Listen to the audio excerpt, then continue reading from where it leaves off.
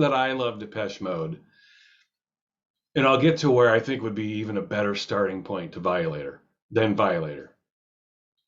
Um, the reason I love Depeche Mode is they created the concept of the modern remix.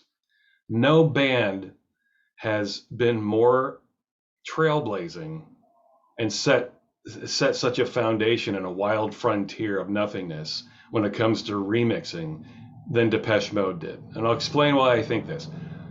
Again, you have to put this in context. It's important to do this.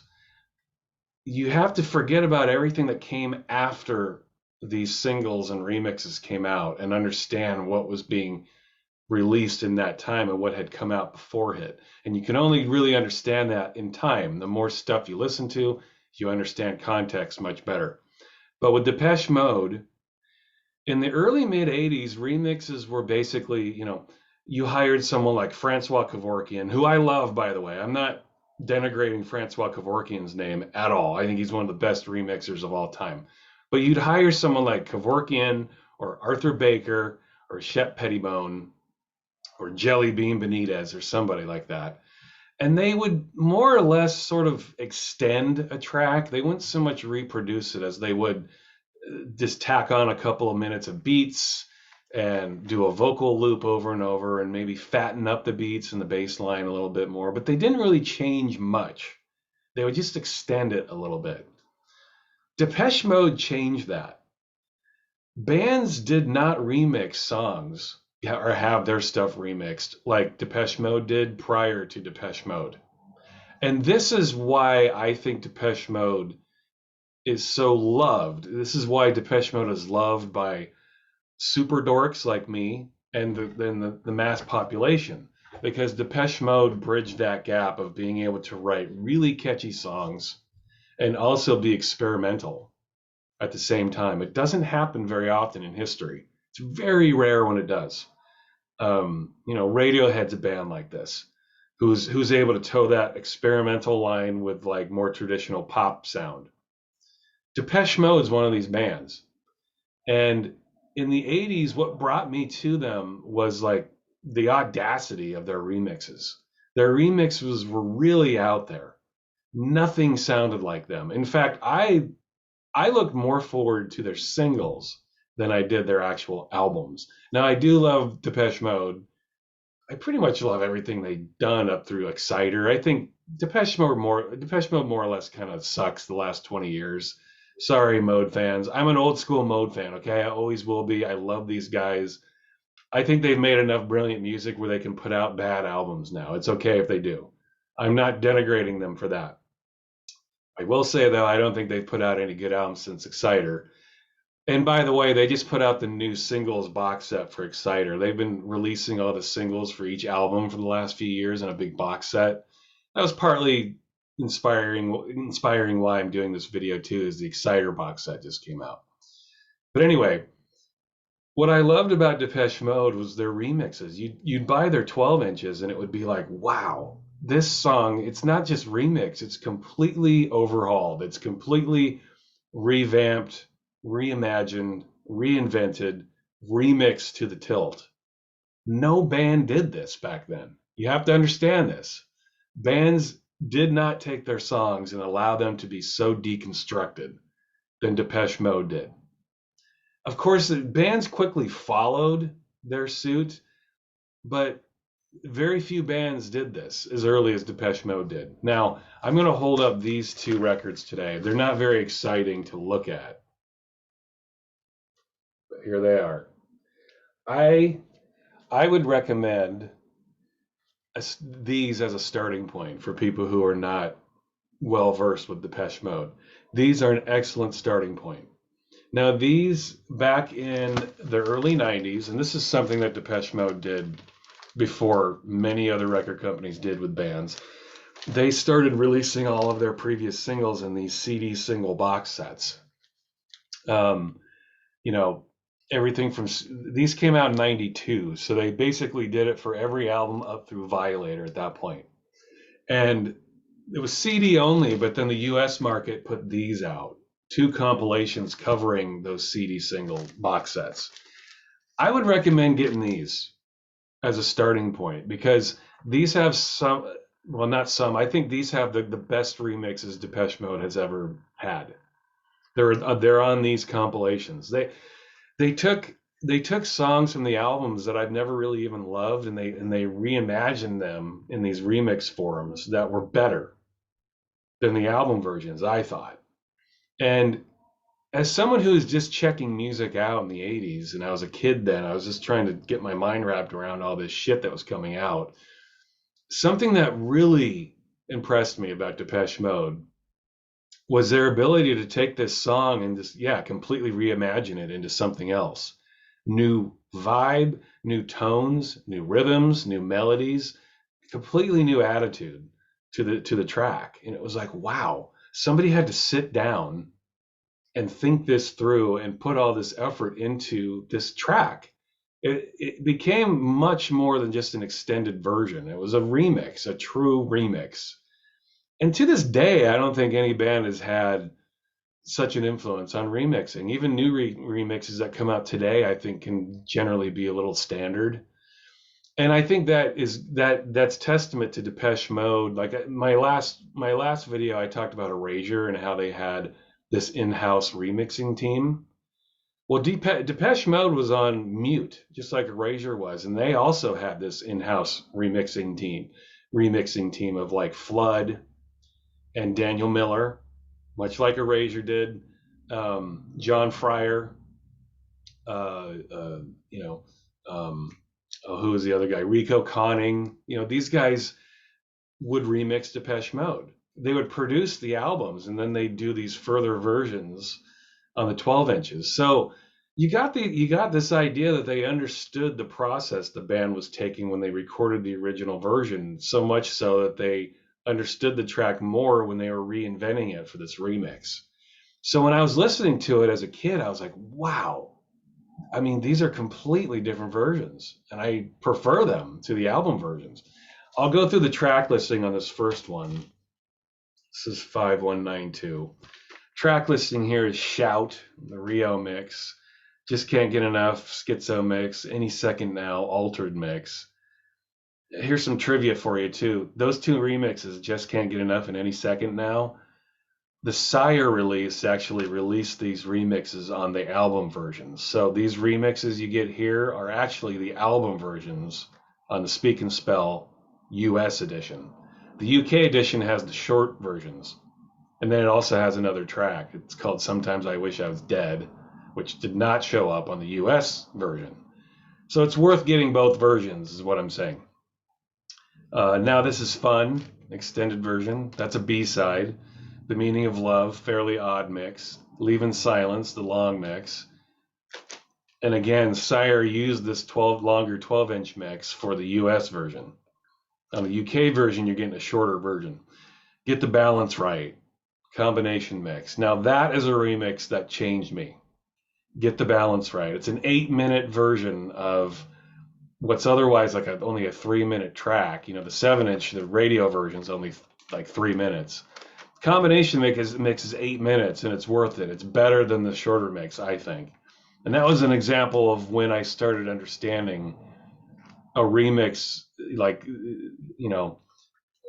how an extension of a song could really change your mind and how you hear the song. Now when I hear the shorter version, I just long to hear the longer version. Everything Counts in Larger Amounts, People Are People, different mix. Master and Servant, Slavery, Whip mix. The long version of Remotivate Me, and then Blasphemous Rumors. Not my favorite track, but this is a really excellent way to start with Depeche Mode. This is their early stuff. These singles basically are from their earliest albums. In fact, these singles extend through the Some Great Reward album. So their first 4 albums. First album was Speak and Spell, then Broken Frame, and then Construction Time Again, and then Some Great Reward. And then Get the Balance Right was a single only. That wasn't on an album. It popped up on a compilation album, but that wasn't technically on a Depeche Mode studio album. Single only. I miss those days too, where bands just put out singles and didn't include them on albums. Remember that when that happened? It doesn't happen much anymore. New Order was another band that did that a lot. You know, if you wanted to have the best New Order songs, you need to buy the singles. They're not on the albums. Like Blue Monday, for a classic example, that wasn't on Power, Corruption, and Lies. It was in the U.S., but that originally was not on the album. 12-inch only. So here's the other one. Here's part two. This is my favorite. With the track listing on this is Shake the Disease, the extended version. I don't really like Shake the Disease, the album version of that. The remix is incredible though. I love the extended version. Flexible, the extended mix of that. Something to Do, metal mix. That's probably my favorite Depeche Mode remix of all time. That was the remix that blew my fucking mind when I was a kid. It is so different than the album version. It's just this weird, clangy, industrial sounding, bizarre, like very sparsely produced, but super freaky remix of the opening track on Some Great Reward. It is a phenomenal, phenomenal remix. Um, and I think Gareth Jones, there's another name of the Mute guys. I think Gareth Jones did that remix. Pretty sure that he did that one. But yeah, Something to Do was a very early song I heard from Depeche Mode and would forever change my attitude and approach toward remixing. It's called a Heart extended mix. Yeah, not my favorite. Fly in the Windscreen extended, Fly in the Windscreen death mix, which is much better, I think. Stripped Highland mix, very cool. This also has, I'm pretty sure, yeah, Breathing in Fumes, But Not Tonight, the extended mix. I think But Not Tonight's one of their lamest tracks they ever did. Breathing in Fumes, which is a remix of Stripped, and that's right up there with the metal mix of Something to Do. Breathing in Fumes is fucking awesome. Again, it's like this slow grind, almost industrial beat. A dub version, more or less, of Stripped. They block all the vocals out and just turn it into this slower dirge with these weird like choo-choo train sounding sounds in the background. It's just an amazing track. Christmas Island, great B-side. The B-side to Question of Lust. Question of Lust, minimal mix. Question of Time, extended remix. Black Celebration, Black Tulip mix, which is great. And then the Newtown live remix of Question of Time. So this works its way through Black Celebration. So yeah, this extends, like Shake the Disease was a single only. Flexible was the B-side to Shake the Disease. It's called a Heart, and Fly in the Windscreen were additionally on a single. Fly in the Windscreen later came out on Black Celebration, but It's Called a Heart was only on a single. But Not Tonight was only a single, although that got released on the US version. But originally that wasn't on an album. Christmas Island is a B-side. Question of Time and Black Celebration are from the album Black Celebration. So this is a must-have if you're a Depeche Mode fan. I really think in a lot of ways this is a great place to start. It's a challenging place to start. But when you consider that Depeche Mode, as I do, are the godfathers of reinventing the remix, this is an essential possession. Tracking this down and getting this is absolutely worth it, because if you're getting into Depeche Mode, like I've mentioned before, you have to understand that it's all about the remixes and the singles. And there's no better example of remixes and the power they have to supersede their original album versions than these. And these don't have everything too. Like man, the B-side to Meaning of Love, there's a track called Oberkorn. It's a Small Town. Amazing song. Amazing song. It's one of my favorite ambient tracks, period. And get the 12-inch version too. It's called the Development Mix. It's not on here. You just have to go buy the UK version of The Meaning of Love. I don't think The Meaning of Love even came out in the US, did it? Maybe it did. I probably have it. At any rate, Oberkorn didn't get released in the US for stupid reasons. So, um, yeah, get the singles, man. And this isn't even, this stops at Black Celebration. Music for the Masses came after this, which is littered with great B-sides and remixes, and then Violator after that, which arguably had their greatest remixes and B-sides they ever did. Music for the Masses, they hit a peak. People thought at that time, the 101 movie came out, and I remember seeing 101 in the theater and being blown away by it. And I remember leaving the theater thinking, how can they ever top this? Like, they're at their peak. There's no way they can ever get beyond this. And then a couple years later, they dropped Violator. So Depeche Mode were on an insane fucking roll then. Like, Music for the Masses was so huge and so great. And then to get better than that, it was amazing. Great time to be a Depeche Mode fan. I really miss those days. Um, the rave scene was going at the same time, so Depeche Mode was recognizing that, and they're having people come in and remix their tracks that were involved in the rave scene. So their sound was changing. I don't think, Violator was their peak in my opinion. They started to kind of decline after that. Then Alan Wilder left. Then they definitely declined after that.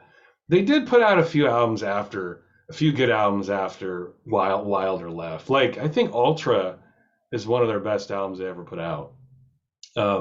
Produced by Tim Simonon from Bomb the Bass.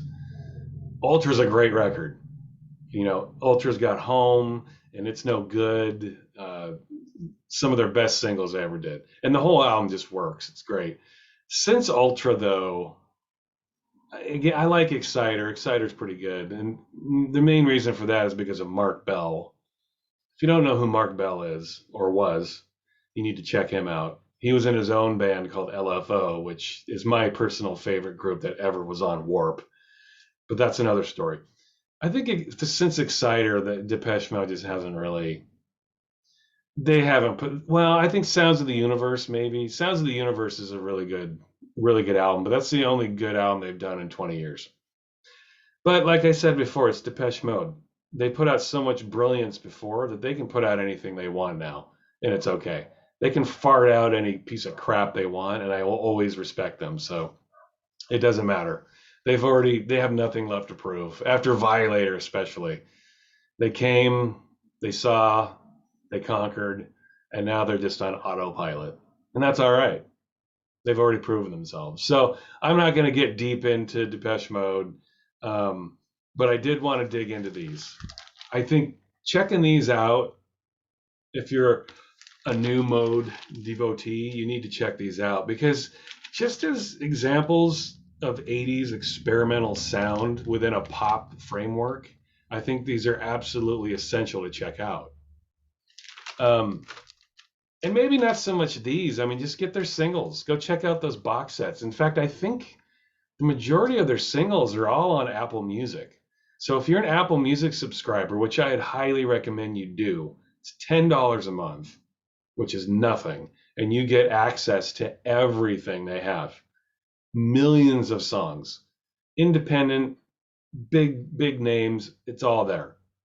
So check out Depeche Mode singles. You might think about doing that before checking out the albums, actually, because there's a lot more there. The songs are much deeper.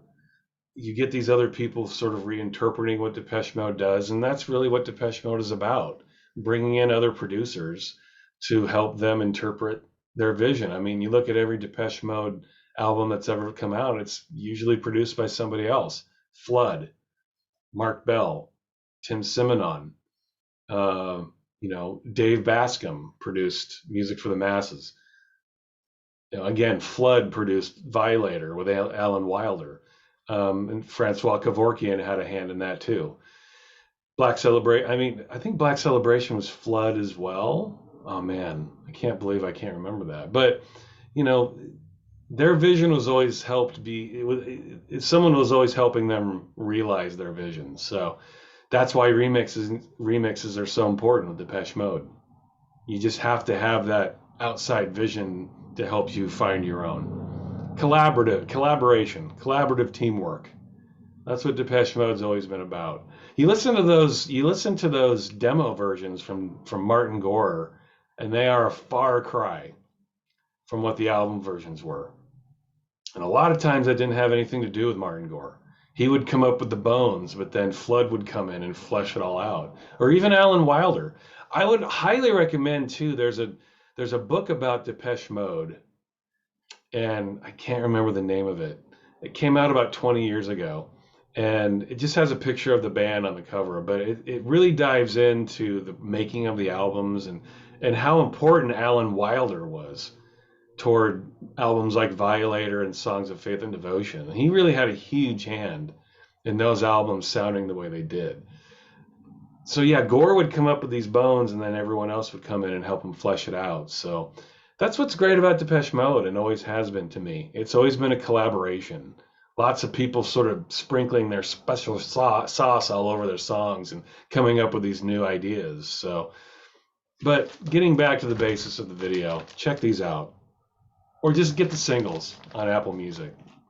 You won't regret it. All right, man. I'm gonna get out of here. Those are the only records I'm showing today. I could have sat here and showed a pile of Depeche Mode records like this. Okay, it would have been to the ceiling. I'm not gonna do that today. You can go do your own homework. If you want to stare at a record cover, Google it. They're all out there. Or go to Discogs. Everything's on Discogs. You can reference anything I'm talking about there. So thanks very much. Again, thank you, Devin, and thank you to the people who write to me via my website. I really appreciate the time you're taking to not just watch my video, but to learn more about music, because I do feel like I know a lot about it.